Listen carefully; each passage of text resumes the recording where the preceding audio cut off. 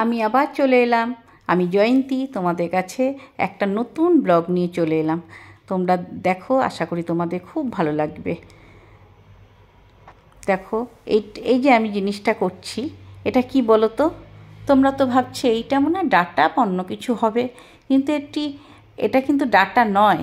এটা দেখতে থাকবে, খুব ভালো লাগবে। এবার দেখো তো, এবার তোমরা বুঝতে পারছো কি না? কে কে এটা দেখে বুঝতে পেরেছো আমাকে একটু কমেন্ট বক্সে জানিও। এবার তো এতক্ষণে যারা খায় জিনিসটা নিশ্চয়ই জেনে গেছো। এবার দেখতে পারলে আমাকে একটু কুকার নিয়ে এদিক থেকে ওদিক যেতে, এবং আমি বসিয়েও দিয়েছি প্রেশার কুকারটা। এই সম্পর্কে আমি তোমাদেরকে পরে বলবো কেন আমি প্রেশারটা বসালাম। এবার দেখে না, আমি আলু ভাজা করছি। হ্যাঁ, আলু ভাজছি। আজকে তাহলে বলেই দিই তোমাদেরকে, আজকে একটা লোটে শুটকি রেসিপি করে তোমাদেরকে দেখাবো। যারা যারা খাও তাদের নিশ্চয়ই জিভে জল চলে এসছে এতক্ষণে। আহা হা, লোটে শুটকি ও দারুণ খাবার।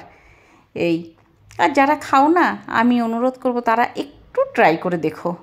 ব্যাপক লাগে খেতে, খুব ভালো লাগে। বিশ্বাস করো, তোমরা একটু খেয়ে দেখো, খুব ভালো লাগবে খেতে।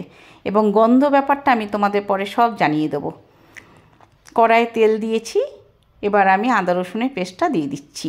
তোমাদের কাছে যদি পেস্ট না থাকে তোমরা আদা রসুন বেটেও দিতে পারো শিলনোড়ায়। আমি কিন্তু খুব যে একটা বেশি তেল দিয়েছি প্রথমে তা না, অল্প দিয়েছি, অল্প রেখে দিয়েছি, পরে আবার দেব। আসলে একবারে বেশি দিইনি কেন, তেলটা না শুটকি মাছে প্রচণ্ড টেনে নেয়, এর জন্য অল্প অল্প করেই দিচ্ছি। আর এই যে ভাজা হচ্ছে, আদা রসুনের পেস্টটা দিয়ে ভাজছি। এবার পেঁয়াজ, হ্যাঁ যেইটা তোমাদের মাথায় রাখতে হবে, পেঁয়াজটা বেশি করে দিতে হবে বাবু। পেঁয়াজ না দিলে হবে না বেশি করে, অনেক পেঁয়াজ লাগে। এটা মাংস, খাসির মাংসর থেকেও মশলা বেশি যায় এতে। এবার পেঁয়াজটা ভাজা ভাজা করছি, করে নিয়ে আর এই যে মেয়ে তিনটেকে দেখছো তোমরা খাচ্ছে, এদের সম্পর্কে পরে বলবো। এরাও ভীষণ ভালো। এই নুন দিচ্ছি, তোমরা জেনে নাও। হ্যাঁ, নুন দিলাম। তারপরে তো গুঁড়ো লঙ্কা, তোমরা যদি মনে করো বাটা শুকনো লঙ্কা বেটে দেবে তাও দিতে পারো, কিন্তু আমি গুঁড়োই ইউজ করছি। হলুদ দিলাম।